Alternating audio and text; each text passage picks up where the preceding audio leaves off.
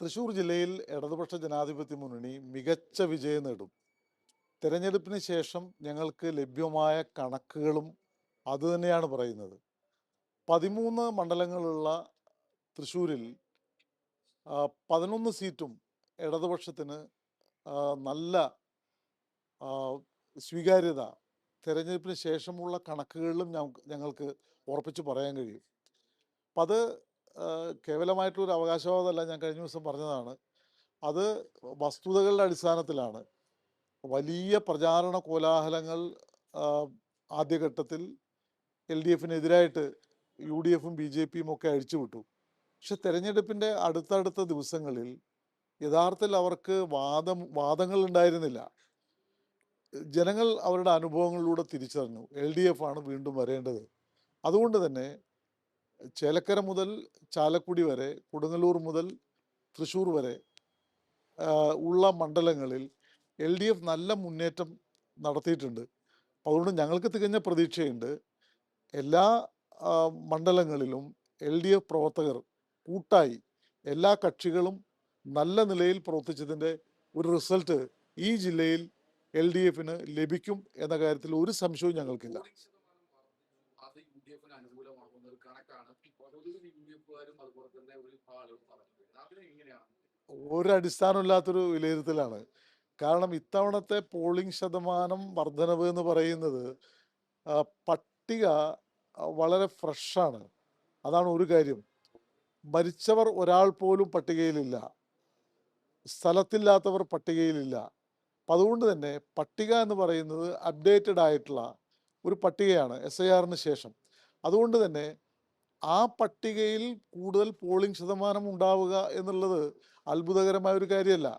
അപ്പം അതുകൊണ്ട് ആ പ്രക്രിയയിൽ അങ്ങനെ പോളിംഗ് ശതമാനം വർദ്ധിച്ചത് കൊണ്ട് UDFന് പിന്നെ മേൽക്കൈ എന്ന് പറയുന്നത് വസ്തുതകളെ സംബന്ധിച്ച് യാതൊരു ധാരണയുമില്ലാതെ, അല്ലെങ്കിൽ രാഷ്ട്രീയമായിട്ടുള്ള ഒരു വിലയിരുത്തൽ മാത്രമായിട്ടാണ് കാണാൻ കഴിയുള്ളൂ. ഞങ്ങൾക്ക് തികഞ്ഞ പ്രതീക്ഷയുണ്ട്. ഈ പോളിംഗ് ശതമാന വർധനവ് ഇടതുപക്ഷ ജനാധിപത്യ മുന്നണിക്ക് അനുകൂലമായിട്ടാണ് വന്നിട്ടുള്ളത്. ഈ മൂന്ന് സ്ഥലത്താണ് ഉറ്റുനോക്കുന്ന മണ്ഡലങ്ങൾ. ഇവിടെ എന്ത് സംഭവിക്കുന്നതായിരുന്നു? ഓരോ മണ്ഡലങ്ങൾ മുൻകൂട്ടി ഞാൻ അത് പറയുന്നതിലൊരു എന്താ പറയുക, ശരിയാണെന്ന് എനിക്കറിയില്ല. അപ്പം അതുകൊണ്ട് അങ്ങനെ പറയുന്നില്ല. പക്ഷെ ഞങ്ങളെ സംബന്ധിച്ചിടത്തോളം, ഇടതുപക്ഷ ജനാധിപത്യ മുന്നണിയെ സംബന്ധിച്ചിടത്തോളം ഈ ജില്ലയിൽ മഹാഭൂരിപക്ഷം സീറ്റുകൾ ഞങ്ങൾ നേടും. ഞങ്ങൾക്ക് ലഭ്യമായിട്ടുള്ള കണക്ക് അതാണ്. ഇപ്പോൾ മണലൂർ നിങ്ങൾ ചോദിച്ചുകൊണ്ട് ഞാൻ പറയാണ്, മണലൂരിൽ പ്രൊഫസർ C രവീന്ദ്രനാഥ് ജയിക്കും, ഒരു സംശയവും കാര്യത്തിലില്ല.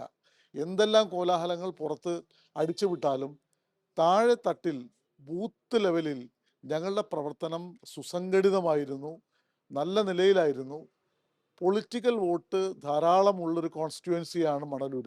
അതുകൊണ്ട് തന്നെ ഞങ്ങൾക്ക് അശേഷം ഭയപ്പാടില്ല, മണലൂർ ഞങ്ങൾ ജയിക്കും. അതാണ് പോളിംഗ് ട്രെൻഡ് അവിടെ കാണിക്കുന്നത്. ഈ പ്രധാനമന്ത്രിയൊക്കെ വന്ന് പ്രചരണം നടത്തിയ സ്ഥലമാണ്.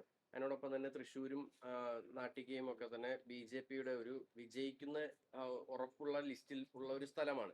അപ്പൊ അത് അവിടുത്തെ ഒരു വോട്ടിംഗ് പാറ്റേൺ എങ്ങനെയായിരുന്നു? അതുപോലെ തന്നെ ഈ കിറ്റ് ഉൾപ്പെടെയുള്ള അങ്ങനെയുള്ള വിവാദങ്ങളൊക്കെ തന്നെ ഒരുപാട് ഉണ്ടായ മണ്ഡലമാണ് തൃശ്ശൂർ മണ്ഡലവും മണലൂർ മണ്ഡലവും.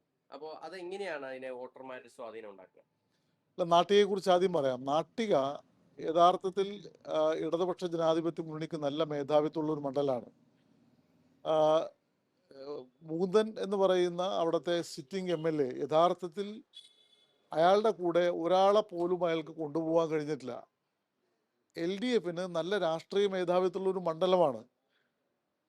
സുരേഷ് ഗോപി പാർലമെന്റിൽ ജയിച്ച ഘട്ടത്തിൽ ഉണ്ടായിരുന്ന സ്ഥിതിയല്ല ഇപ്പോൾ ഉള്ളത്. ഇപ്പോൾ സുരേഷ് ഗോപി തന്നെ വീണ്ടും ഈ മണ്ഡലത്തിൽ ജയിച്ചാൽ പരാജയപ്പെടും എന്ന കാര്യത്തിൽ സംശയമില്ല. ആ തരത്തിലുള്ള ട്രെൻഡാണ് നാട്ടികയിൽ ഉൾപ്പെടെ ഉണ്ടായിട്ടുള്ളത്. അതുകൊണ്ട് അവിടെയും ഞങ്ങൾക്ക് നന്നായിട്ട് വിജയിക്കാൻ വേണ്ടി കഴിയും. കിറ്റ് വിതരണം, പണവിതരണം, സാരി വിതരണം, കുട വിതരണം, ഇതൊക്കെ പലതലത്തിൽ നടന്നിട്ടുണ്ട്. പക്ഷെ അത് തെരഞ്ഞെടുപ്പിൻ്റെ വിധിയെ സ്വാധീനിക്കാൻ കഴിയുന്നതല്ല. കാരണം തൃശ്ശൂരിലെ ജനങ്ങൾ, മഹാഭൂരിപക്ഷം ജനങ്ങളും കൃത്യമായ രാഷ്ട്രീയ അവബോധമുള്ളവരാണ്. അപ്പം അത് ജനാധിപത്യ പ്രക്രിയ അട്ടിമറിക്കാനുള്ള വളരെ സംഘടിതമായിട്ടുള്ള ശ്രമമായിരുന്നു. പക്ഷെ അതിനെയും അതിജീവിക്കാൻ LDF-ന് കഴിഞ്ഞിട്ടുണ്ട്. നമുക്ക് ഒരു കാര്യം ചോദിച്ചോട്ടെ, ഈ പോളിംഗ് ശതമാനത്തിന്റെ വർധനവ് അത് ഏത് നിലയിലാണെങ്കിലും SIR പരിഷ്കരണത്തിന് ശേഷമാണെങ്കിലും അതിനെ അടിസ്ഥാനമാക്കി പറയാവുന്ന നിലയിലേക്ക് തന്നെയാണോ കാര്യങ്ങൾ? കാരണം 3 മുന്നണികൾ മുൻപ് NDA മുന്നണിയെ ഏത് നിലയിലായിരുന്നു അതിനെ കഴിഞ്ഞ് വലിയ ശക്തി ആർജിക്കാൻ അവർക്ക് കഴിഞ്ഞിട്ടുണ്ട്. ഇപ്പം 3 മുന്നണികൾ എന്നുള്ള നിലയിൽ കേരളത്തിൽ തന്നെ പല മണ്ഡലങ്ങളിലും പ്രത്യേകിച്ച് തൃശ്ശൂരിലെ മണ്ഡലങ്ങളിലും നേർക്ക് നേർ ഫൈറ്റ് നടക്കുന്ന സാഹചര്യത്തിൽ ഇത്തരത്തിൽ കണക്കുകൾ മുൻകൂട്ടി പറയുന്നത് അത് എത്രമാത്രം യാഥാർത്ഥ്യത്തോട് പൊരുത്തപ്പെടുമെന്നുള്ളത്? തികഞ്ഞ യാഥാർത്ഥ്യബോധത്തോടെയാണ് ഞാൻ ഈ കാര്യങ്ങൾ പറഞ്ഞത്. ഇപ്പോൾ പോളിംഗ് ശതമാനം വർദ്ധിച്ചു എന്നുള്ളത് അങ്ങനെ വർദ്ധിച്ചാൽ അത് UDF ആ വിലയിരുത്തൽ തന്നെ അടിസ്ഥാനരഹിതമാണ്. കാരണം ഈ കഴിഞ്ഞ തെരഞ്ഞെടുപ്പിലെ വോട്ടർ പട്ടിക വെച്ചല്ല ഈ തെരഞ്ഞെടുപ്പിലെ വോട്ട് നടക്കുന്നത്, പുതുക്കിയ വോട്ടർ പട്ടികയാണ്. അപ്പം അതുകൊണ്ട് പോളിംഗ് പെർസെൻറ്റേജ് വർദ്ധിച്ചത് കൊണ്ട് UDF-ന് അല്ലെങ്കിൽ BJP-ക്ക് എന്തെങ്കിലും ഗുണമുണ്ടാകും എന്ന് പറയാനാവില്ല. മാത്രവുമല്ല, ഇടതുപക്ഷ ജനാധിപത്യ മുന്നണിക്ക് അനുകൂലമായിട്ടുള്ള ഒരു പൊതു ട്രെൻഡ് നാട്ടിൽ നിലനിൽക്കുന്നുണ്ട്. ഏതെങ്കിലും തരത്തിൽ ഈ ഗവൺമെൻറ്റിൻ്റെ വീഴ്ചകളെ സംബന്ധിച്ച് ഒരു സംവാദവും ഈ തെരഞ്ഞെടുപ്പിൽ ഉണ്ടായിട്ടില്ല. അതുകൊണ്ട് തന്നെ ചിലയിടങ്ങളിൽ ത്രികോണ മത്സരം നടന്നിട്ടുണ്ട്. ഞങ്ങളുടെ പൊളിറ്റിക്കൽ വോട്ട് നിലനിർത്തും.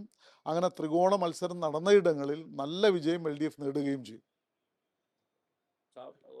സാമുദായിക മതപിന്തുണകളൊക്കെ പല സ്ഥാനാർത്ഥികളും അവകാശപ്പെടുന്നുണ്ട്. ആ നിലയിലേക്ക് കാര്യങ്ങൾ എത്തുമെന്ന് കരുതുന്നു. അല്ല, അവകാശവാദങ്ങൾക്ക് ഞാനെന്ത് മറുപടി പറയാനാണ്? ഒരുപാട് അവകാശവാദങ്ങളുണ്ട്. പക്ഷെ ജനങ്ങൾ അവരുടെ ജീവിത പ്രശ്നങ്ങളുമായി ബന്ധപ്പെട്ടാണല്ലോ ജീവിക്കുന്നത്. അതുകൊണ്ട് എന്തെല്ലാം ശ്രമങ്ങൾ നടന്നാലും അവർക്ക് അവരുടെ തൊട്ട് മുന്നിലുള്ള കാര്യങ്ങളെ നിഷേധിച്ചുകൊണ്ട് എത്രമാത്രം നിലപാട് സ്വീകരിക്കാൻ കഴിയും? അതുകൊണ്ട് ആ വസ്തുതകൾ LDF-ന് അനുകൂലമാണ്. ഈ ജില്ലയെ സംബന്ധിച്ച് വളരെ പിന്നെന്താ പറയുക, സംശയലേശമന്യേ LDF ജയിക്കും, ഭൂരിപക്ഷം സീറ്റുകൾ നേടും.